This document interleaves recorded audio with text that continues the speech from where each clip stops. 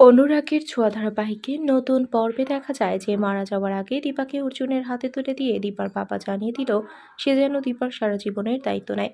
অর্জুন ও অজয়বাবুর মৃত্যুশয্যায় কথা দিয়েছে সে দীপার কোনো ক্ষতি হবে এমন কোনো কাজ করবে না। এমনকি বাধ্য হয়ে দীপার সারা জীবনের দায়িত্ব নিল অর্জুন।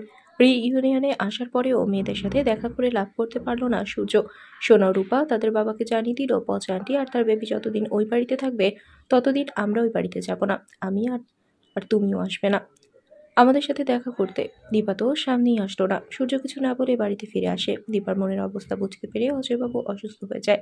যখন জানতে পারে অর্জুনের সাথে দীপার দেখা হয়েছে তখন উর্মিকে দিয়ে অর্জুনকে বাড়িতে ডেকে আনে অজয়বাবু। ততক্ষণে মৃত্যুর দ্বার প্রান্তে অজয়বাবু। তাহলে কি শুধুমাত্র তাকে সান্ত্বনা দিতেই দীপার দায়িত্ব নিবে অর্জুন, নাকি দীপার প্রতি তার ভালোবাসার মূল্য দিতেই এই সিদ্ধান্ত?